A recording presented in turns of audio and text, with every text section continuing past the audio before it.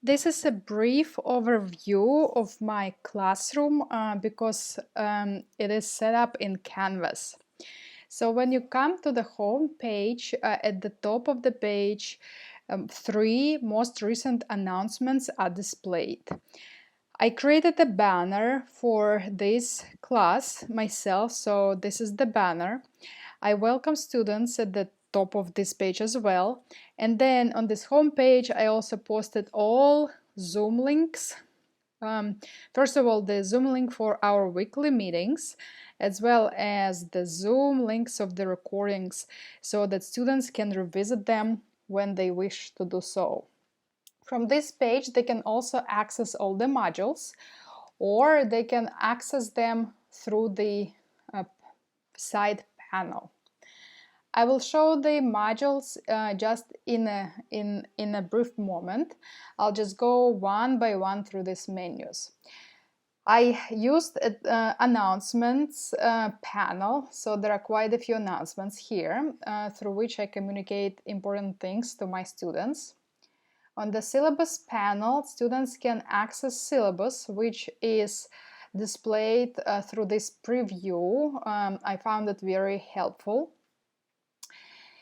In the syllabus, I share information about myself and everything that is needed to be shared per Fresno State's instructions.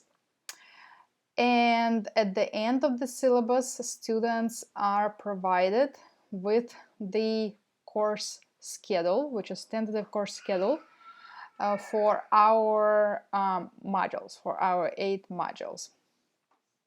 At the bottom of this syllabus page, students also see course summary with regards to due dates, so they can access the assignments from this page if they wish to do so.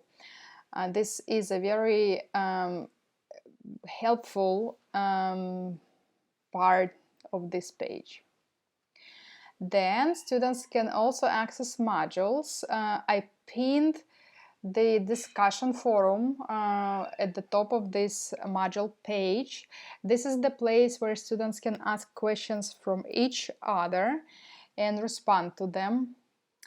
After that, they have the welcome module, which explains the course structure, as well as provides information for the instructor and provides information about using Canvas effectively, technical skills, and everything else that is required per CSU criteria. After that, we have module 1 and all other modules. So let me show you the module 2, since this is the module that I am focusing on. For each module, I have the dates during which the module is running. I also highlight the topic, so you can see that the topic is different. The module starts with an overview, and I'll open this module overview just in a second, but you can see that this is very consistent throughout all the modules. Then there are specific activities that are associated with each module. For example, in this module, students were asked to form teams within which they would be conducting program evaluation. So this is the link to that. They also asked to read and watch materials during every single module, and then they are brought up to specific assignments or activities, so that's the link to that. And you can see that it's pretty much consistent across all modules, that the module starts with an overview, then students are asked to read sometimes and watch if there are videos, sometimes just read materials. Then there are additional information about assignments when it is needed. And sometimes there are even more additional information. And then the module ends with the submission link. And then there is, of course, end of module page. So let me open the module 2 overview. This is just an example of how each module overview has the same information. So it starts with module description, which specifies the topic that we are covering during that module. It also includes information on module duration, so that students are very clear about when the module starts and when it ends, and especially since this is helpful with them knowing when to submit assignments. Then objectives are listed, and in my objectives I aim to come up with SMART objectives, so specific and measurable. I avoid any objectives such as gain knowledge, because they are not measurable, but being very specific about what I'm looking for. And then I end with the to-do list, in which I link the rest of the pages that are placed in this module. And you can see that number 2 corresponds to module number 2. So this is very logical. So students can go directly to these pages, or they can just click the next page.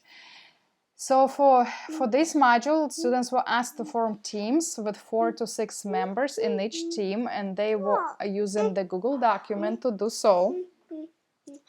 So this is how it looked like.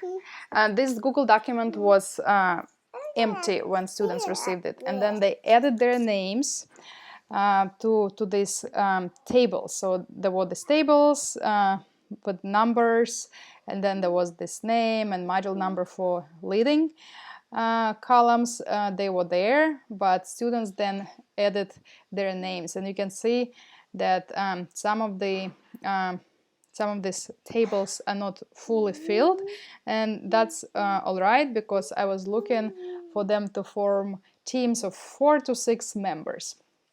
So they needed to add their names as well. They needed to add the module number during which they were the lead of their team.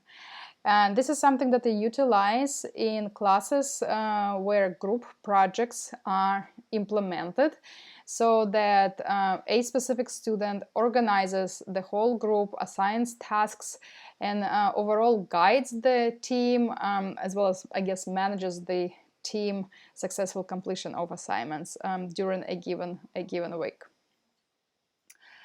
After this, students proceeded to the information about reading and watching materials. So I specify the chapters. This is also information that is included in syllabus in a much condensed manner, but on this page I also specify what is the most important takeaway point or points that I would like them to take from each chapter, so that they would have the focus while they read the materials. I also include additional supplementary materials. For example, this is a 41-minute video posted by the Stanford Lead group, which was very relevant to our course. So on the final page, this is the submission page, and this is a discussion forum. So all assignments were submitted through discussions in this course, and this is to allow groups to see what other groups are doing if they wish to do so. And this was very helpful for some of them, especially those who were not completely sure whether they were on the right track, and so they could see what other teams did and self-assess as well as self-reflect whether they were on the right track, as well as self-modify any parts during the course.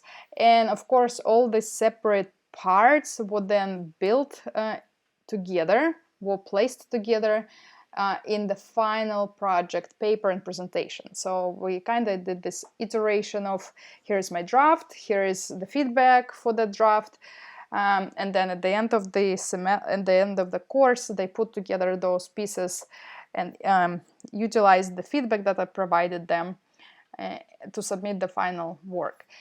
So each of these discussion assignment areas always include learning goals.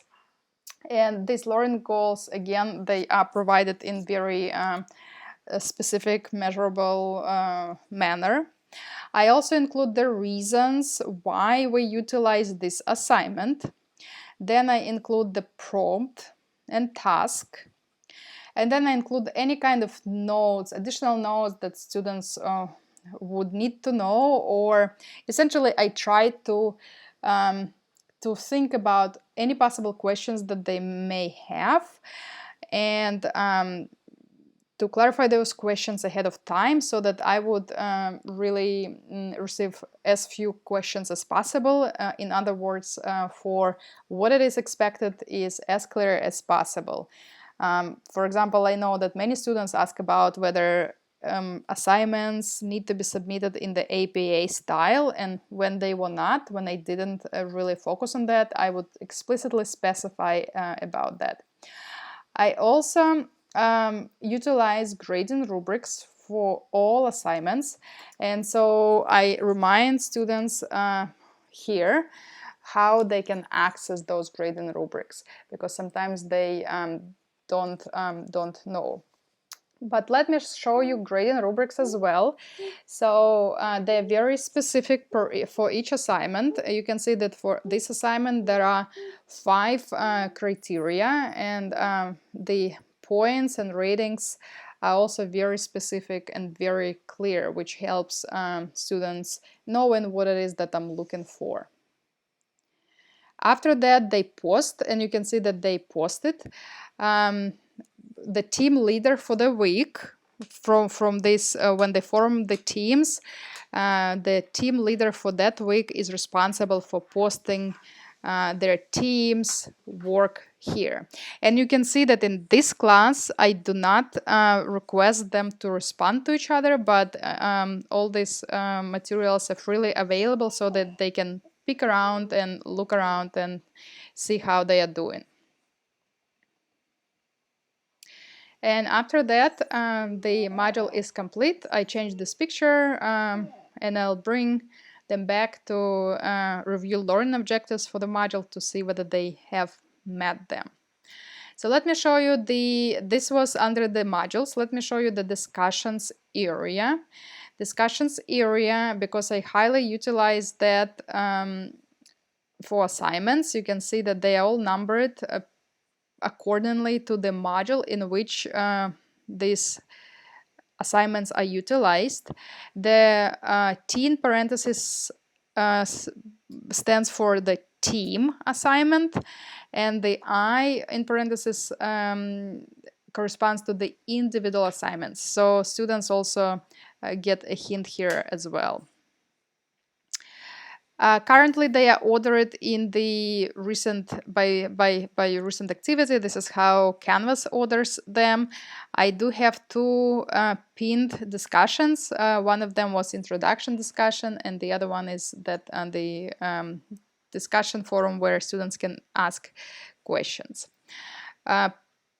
There are also other areas that are available on their Canvas, which helps them to be more successful. And I think this really summarizes this course.